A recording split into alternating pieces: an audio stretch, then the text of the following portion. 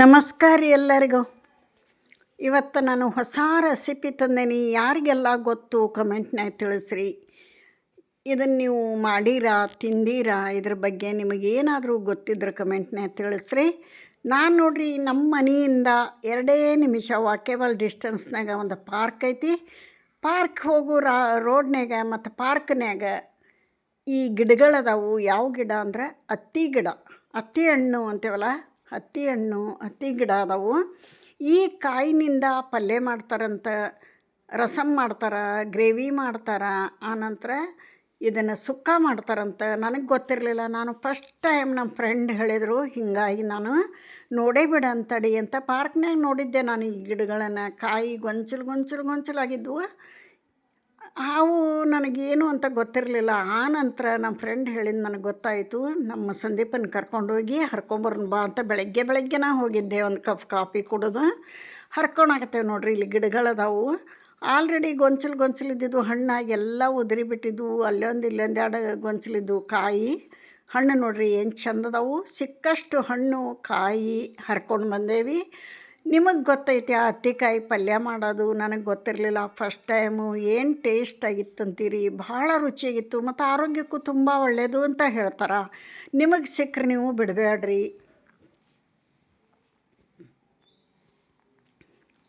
ನೋಡ್ರಿ, ಈಗ ಒಂದು 4 ಗಿಡದಾಗ ಎಷ್ಟೆಷ್ಟು ಸಿಗ್ತಾವು ಅಷ್ಟೆಷ್ಟು ಹರ್ಕೊಂಡು ಬಂದೀವಿ. ಹೆಂಗೆ ಮಾಡೋದು ತೋರಿಸ್ತೇನೆ ನಾನು ನಿಮ್ಗೆ. ಇವತ್ತು ನಾನು ಹತ್ತಿಕಾಯ್ದು ಸುಕ್ಕ ಮಾಡೇನಿ. ಸೈಡ್ ಡಿಶ್ ಅನ್ನ ಸಾರಿನ ಜೊತೆಗೆ ಸೈಡಿಗೆ ಸೂಪರಾಗಿರ್ತತಿ. ಗ್ರೇವಿ ಮಾಡಿರಿ, ಚಪಾತಿ ರೊಟ್ಟಿಗೂ ಬರ್ತೈತಿ. ಇಲ್ಲಿ ನೋಡ್ರಿ, ಪ್ಲೇಟ್ನಾಗ ಇಟ್ಟೇನಿ. ಇಷ್ಟು ಹಣ್ಣು ಇಷ್ಟು ಕಾಯಿ ಸಿಕ್ಕವು.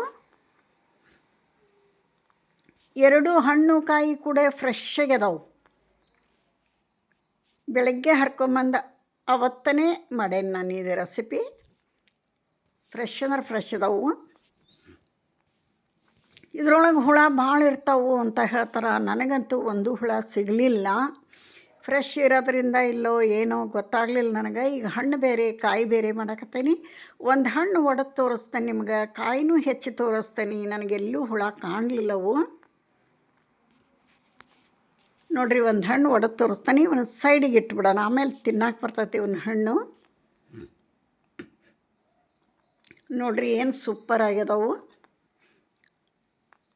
ಇರಲಿ ಬಿಡಲಿ, ಒಂದು ಸಲ ಚೆಕ್ ಮಾಡಬೇಕು ಕಾಯಿ ಹಣ್ಣು ಕೂಡ. ಇವಾಗ ನೋಡ್ರಿ, ಈ ಕಾಯಿಗಳನ್ನು ಸ್ವಚ್ಛ ತೊಳೆದಿಟ್ಕೊಂಡೇನಿ. ಇವನ್ನ ಹೆಚ್ಚಬೇಕು, ತುಂಬ ತೆಗಿಬೇಕು. ಇದ್ರದ್ದು ತುಂಬ ತೆಗಿಬೇಕು. ಇಲ್ಲಿ ಒಂದು ಸ್ವಲ್ಪ ಹಾಲಿನಂಗೆ ಬರ್ತೈತಿ. ಇದನ್ನು 2 ಭಾಗ ಮಾಡೋಣ. ಇದ್ರಾಗೂ ಹುಳ ಇಲ್ಲ. ನೋಡ್ರಿ ಏನು ಫ್ರೆಶ್ ಕಾಯಿ ಅದಾವಂತೀರಿ ನೀವು. ಬರೀ ಬಾಯಲ್ಲೇ ತಿನ್ನಂಗಾಗಿತ್ತು. ಅಷ್ಟೊಂದು ಟೇಸ್ಟ್ ಆಗಿತ್ತು. ನಾನು ಫಸ್ಟ್ ಟೈಮ್ ತಿಂದಿದ್ದು, ಇಷ್ಟಪಟ್ಟು ತಿಂದಿವಿ. ನಿಮಗೆಲ್ಲಾದರೂ ಸಿಕ್ಕರೆ ಮಾಡಿರಿ. ನೋಡಿರಿ, ಈಗ ಕುದಿಯೋ ನೀರೊಳಗಿದ್ನ ಹಾಕಿಬಿಡ್ತೀನಿ. ಒಂದಿಷ್ಟು ಹಳಕ್ಕೆ ಉಪ್ಪು ಹಾಕ್ತೀನಿ. ಯಾಕಂದ್ರೆ ಇದು ಹಾಲು ಇತ್ತಲ್ಲ, ಅದೆಲ್ಲ ಹೋಗಲಿ. ಒಂದೇ 1 ನಿಮಿಷ ನೀರೊಳಗೆ ಕುದಿಸ್ಕೊಂಡ್ಬಿಡ್ಬೇಕು. ಇದಕ್ಕೆ ಮಸಾಲೆ ರೆಡಿ ಮಾಡೋಣ. ಮಸಾಲೆ ಅಂದರೆ ಏನೂ ಇಲ್ಲ. ಒಂದು ಸ್ವಲ್ಪ ಕಾಯಿ, ಬೆಳ್ಳುಳ್ಳಿ 2 ತರಿಯಾಗಿ ರುಬ್ಕೊಳ್ಳೋಣ. ಕೊಬ್ಬರಿ ಪೀಸ್ಗಳು, ಬೆಳ್ಳುಳ್ಳಿ 2 ರುಬ್ಬಿ ಸೈಡಿಗೆ ಇಟ್ಕೊಂಡೀನಿ. ಇವಾಗಿದು 1 ನಿಮಿಷ ಆಯಿತು, ತೆಗೆದು ಬಿಡೋಣ. ಇದನ್ನು ಸೈಡಿಗೆ ಇಡೋಣ. ಈಗ ಅದೇ ಕಡಾಯಿ ಇಟ್ಟು 2 ಟೇಬಲ್ ಸ್ಪೂನ್ ಎಣ್ಣೆ ಹಾಕೋಣ. ಸಾಸಿವೆ ಜೀರಿಗೆ ಹಾಕೋಣ. ಸಾಸಿವೆ ಜೀರಿಗೆ ಚಟಗುಡ್ಲಿ. 1 ಕಡ್ಡಿ ಕರಿಬೇವು ಹಾಕಬೇಕು. 1 ಕಡ್ಡಿ ಕರಿಬೇವು ಹಾಕೋಣ. ಒಳ್ಳೆ ಫ್ಲೇವರು, ಆರೋಗ್ಯಕ್ಕೂ ಒಳ್ಳೆಯದು. ಈರುಳ್ಳಿ, ಟೊಮೆಟೊ ಹಾಕೋಣ. ಇವು ಹಸಿ ಸ್ಮೆಲ್ ಹೋಗಿ ಸ್ವಲ್ಪ ಬಾಡಿಸ್ಕೊಂಡ ನಂತರ ಅವೇನು 1 ನಿಮಿಷ ಬಿಸಿನೀರೊಳಗೆ ಉಪ್ಪು ಹಾಕಿ ತೆಗ್ದಿದ್ದೀವಲ್ಲ, ಆ ಹತ್ತಿಕಾಯಿ ಪೀಸ್ಗಳನ್ನು ಹಾಕೋಣಂತ. ನನಗೂ ಹೊಸದಿದು ಮಾಡೋವಾಗ ವೇಸ್ಟ್ ಆಕ್ಕತ್ತೇನೋ, ಹೆಂಗೆ ಆಕ್ಕತ್ತೇನೋ, ತಿನ್ನಂಗೆ ಐತೋ ಇಲ್ಲೋ ಅಂತ ಡೌಟ್ ಇತ್ತು. ಆದರೆ 1 ಪೀಸು ಉಳಿಲಾರ್ದಂಗೆ ಎಲ್ಲರೂ ತಿಂದು ಮುಗಿಸಿದ್ವಿ. ಅಷ್ಟು ಅಷ್ಟೊಂದು ರುಚಿಯಾಗಿತ್ತು, ಆರೋಗ್ಯನೂ ಕೂಡ ಅಂತಾರೆ. ಇದ್ರ ಬಗ್ಗೆ ಹೆಚ್ಚಿನ ಮಾಹಿತಿ ನನಗೆ ಗೊತ್ತಿಲ್ಲ. ನೀವು ಆಯುರ್ವೇದದೊಳಗೆ ಈ ಅತ್ತಿಕಾಯಿ ಮಹತ್ವ ಅಂತ ಹೊಡೆದ್ರೆ ಬಂದುಬಿಡ್ತತಿ. ನೋಡಿರಿ, ಇದನ್ನ ಸ್ವಲ್ಪ ಬಾಡಿಸ್ಕೊಂಡ ನಂತರ ಇದಕ್ಕೆ ರುಚಿಗೆ ತಕ್ಕಷ್ಟು ಉಪ್ಪು ಹಾಕೋನು. ಆಗಲೇ ಉಪ್ಪಿನಾಗ ಸ್ವಲ್ಪ ಬೇಯಿಸ್ಕೊಂಡೀವಿ, ಈಗ ನೋಡಿ ಹಾಕಬೇಕು. ಉಪ್ಪು, ಖಾರ, ಮಸಾಲ ಪುಡಿ, ತಟಗೆ ಬೆಲ್ಲ ಹಾಕೋನು.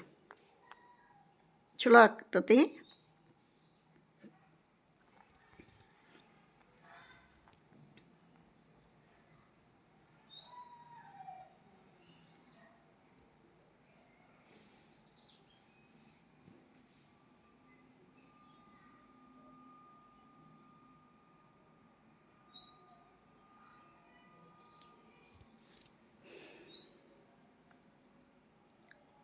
ಯಾರೆಲ್ಲ ವಿಡಿಯೋ ನೋಡ್ತೀರಿ, ಇಷ್ಟ ಆದ್ರೆ ಲೈಕ್ ಕೊಡ್ರಿ.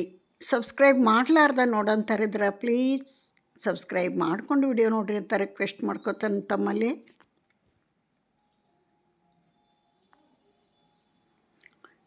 ಇದನ್ನು ಚೆಂದಾಗಿ ಮಿಕ್ಸ್ ಮಾಡೋಣ.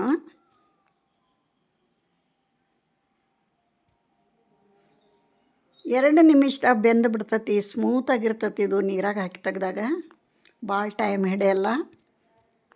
ಸೈಡ್ ಡಿಶ್ಶಾಗಂತೂ ಭಾಳ ಅಂದ್ರೆ ಭಾಳ ಮಸ್ತ್ ಇರ್ತೈತಿ. ಈಗ ನೋಡಿರಿ, ಸ್ವಲ್ಪ ಧನಿಯಾ ಪೌಡ್ರು, ಜೀರಾ ಪೌಡ್ರು, ಗರಂ ಮಸಾಲ ಹಾಕೋನು. ತಟಗೆ ಹಾಕೋನು, ಭಾಳ ಬೇಡ.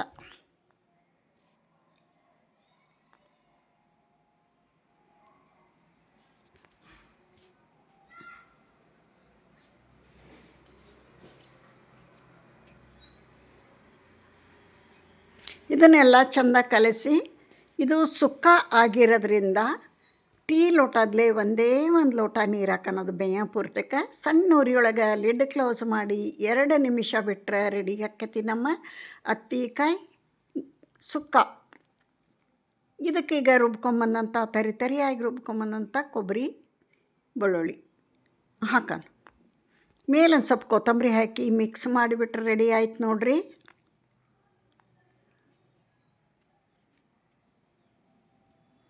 ಯಾರಾದರೂ ಅತ್ತಿಕಾಯಿ ಪಲ್ಯ ಮಾಡೋದು ಗೊತ್ತಿದ್ರೆ, ತಿಂದಿದ್ರೆ, ಅದರ ಮಹತ್ವದ ಬಗ್ಗೆ, ಅದರ ರುಚಿ ಬಗ್ಗೆ ಕಮೆಂಟ್ನ ತಿಳಿಸ್ರಿ. ನೋಡಿರಿ, ಇಲ್ಲಿಗೆ ವಿಡಿಯೋ ಮುಗಿಸ್ತೀನಿ. ಮತ್ತೊಂದು ರೆಸಿಪಿಯೊಂದಿಗೆ ಸಿಗ್ತಾನೆ. ಅಲ್ಲಿವರೆಗೂ ತಮ್ಮೆಲ್ಲರಿಗೂ ನಮಸ್ಕಾರ.